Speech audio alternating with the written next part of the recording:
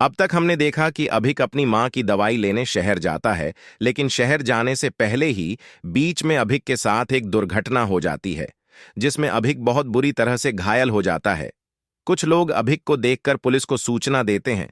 Police और forensic team वाले अभिक को मृत घोषित कर देते हैं। अब आगे फॉरेंसिक टीम अभिक को मृत घोषित कर देती है। कुछ देर बाद ही एम्बुलेंस आ जाती है और अभिक को एम्बुलेंस द्वारा दिल्ली के सिटी हॉस्पिटल में ले जाया जाता है। घटना स्थल अब धीरे धीरे साफ हो रहा था। लगभग शाम के 5:30 तक घटना स्थल पर बस एक सफेद रंग का बढ़ा सा अभिक के आकार का एक निशान था, जिसके चारों ओर पुलिस ने पीले रंग के रिबन बांध रखे थे, जिन पर लिखा था डू नॉट क्रॉस। हॉस्पिटल में जब डॉक्टर अभिक की बॉडी को पोस्टमार्टम के लिए पोस्टमार्टम रूम ले जाते हैं, जैसे ही डॉक्टर अभिक में का पोस्टमार्टम शुरू करने वाले होते हैं, तभी उन्हें महसूस होता है कि शायद अभिक की सांसें चल रही हैं।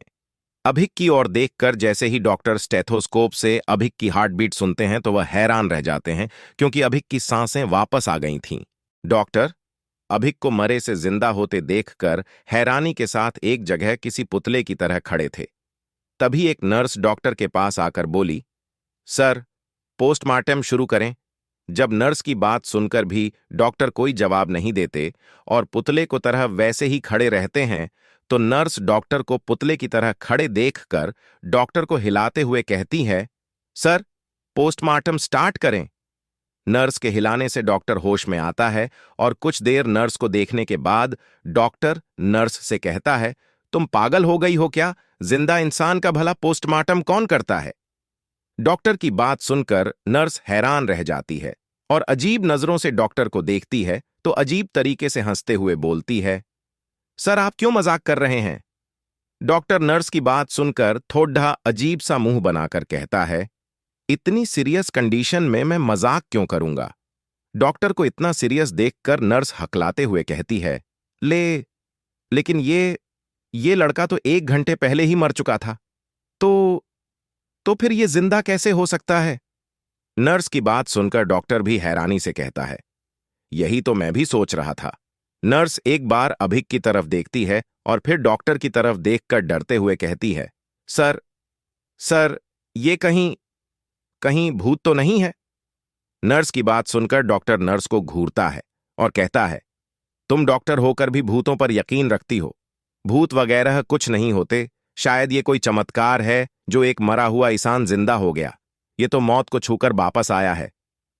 डॉक्टर बहुत हैरान भी था और खुश भी था, क्योंकि यह उस डॉक्टर की लाइफ का अब तक का पहला ऐसा केस था जिसमें कोई मर के भी वापस आया था।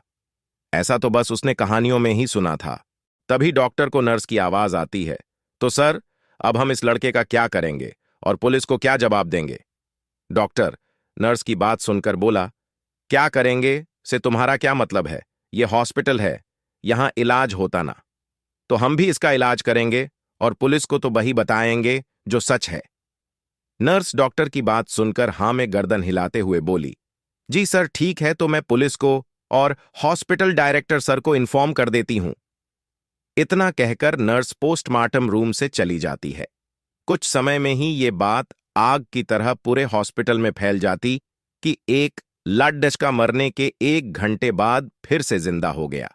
इस खबर को सुनकर हॉस्पिटल के डायरेक्टर भी जल्दी से पोस्टमार्टम रूम में पहुंच जाते हैं, जहां अभिक को पोस्टमार्टम टेबल से हटाकर एक स्ट्रेचर पर लेटाया जाता है। डॉक्टर डायरेक्टर के आने पर बोला, गुड इवनिंग डायरेक्टर सर। एक गहरी सांस लेकर डॉक्टर फिर बोला, वो सर, ये लड़का अभी भी जिंदा है और अभी ये बच भी सकता है, अगर इसे ठीक से इलाज मिले तो।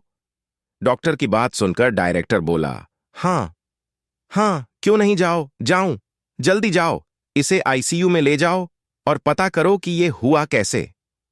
डायरेक्टर की बात सुनकर डॉक्टर अभिक को जल्द से जल्द आईसीयू में शिफ्ट करवाता है और फिर अभिक के कुछ टेस्ट करवाता है। टेस्ट रिपोर्ट आने पर पता चलता है कि अभिक अभी जिंदा तो है, लेकिन वह अभी कोमा में है। कुछ देर बाद पुलिस भी हॉस्पिटल पहुंच जाती है और अभिक के बारे में पूछती है, तो उन्हें सारी घटना का पता चलता है। पुलिस भी यह सब कुछ जानकर हैरान थी। धीरे धीरे यह घटना पूरे दिल्ली शहर में फैल गई थी। दिल्ली के सिटी हॉस्पिटल में एक मरा हुआ लाडडी एच का हुआ जिंदा। ये सब खबरें हॉस्पिटल के डायरेक्टर ने पूरे शहर में फैलाई थीं। तो वहीं दूसरी तरफ गांव में ललिता जी और अनिता जी दोनों परेशान थीं।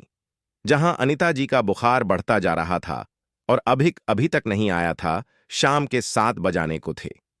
जब अनिता जी की हालत ज्यादा खराब होने लगती है तो ललिता जी गांव के ही एक दूर दराज में रहने वाले वैद्य को बुलाकर लाती है, जो अनिता जी को कुछ औषधि और काढ़ा देते हैं, जिसे पिककर अनिता जी सो जाती है और धीरे धीरे उनका बुखार उतरने लगता है। अनिता जी की देखभाल के लिए ललिता जी पूरी रात उनके ही पास रहती हैं और एक दूसरी चारपाई डालकर वहीं पर लेट जाती हैं। ललिता जी अनिता जी की बचपन की सहेली है, जिनकी शादी भी माधवगढ़ में हुई थी। ललिता जी के पति सुरेश एक कपड़ों की दुकान पर काम करते हैं। उनका कोई बच्चा नहीं था, इसलिए वह अभिक को ही अपना बेटा मानते थे। ललिता जी को अभिक की फिक्र हो रही होती है।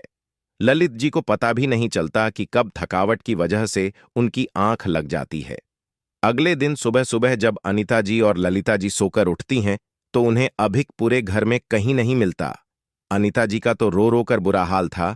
वह तो बस यही सोच रही थी कि अभिक पूरी रात से घर नहीं आया, कहाँ होगा वो। उसने तो कुछ खाया भी नहीं था। यही सोचते हुए अनिता जी का रोना और भी ज्यादा बढ़ गया। ललिता जी अनिता जी को रोता हुआ देखकर अनिता जी को समझाते हुए कहती हैं, अनिता, ऐसे मत रो, अभिक बिल्कुल ठीक होगा। चल चल के गांव वालों से पूछते हैं।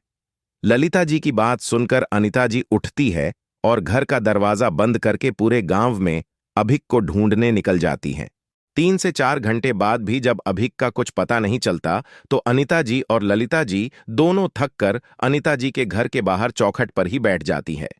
अनिता जी रोए जा रही थीं। ललिता जी अनिता जी से कहती हैं, अनिता सुन, एक काम करते हैं, पुलिस के पास चलेते हैं। ललिता जी की बात सुनकर अनिता जी उठती हैं और पुलिस थाने की ओर चली जाती है। उनके गांवों से कुछ दूरी पर ही एक थाना था, जहां जाकर अनिता जी और ललिता जी पुलिस को अभिक के गुम होने की रिपोर्ट दर्ज करती हैं। रिपोर्ट जर्द होने के बाद पुलिस वाला बोला, आप जाओ, अगर हमें आपके बेटे के बारे में कुछ पता चलेगा तो हम आपको बता देंगे। अब क्या होगा आगे, क्या पता लगा पाएगी पुलिस अभिक का, और कब तक होश आएगा अभिक को? सबसे बड़ा सवाल, आखिर मर के भी कैसे जिंदा हुआ अभिक? द गोस्टली लेजर पर द मिस्टीरियस मैन के बारे में अधिक जानने के लिए हमारे साथ बने रहें।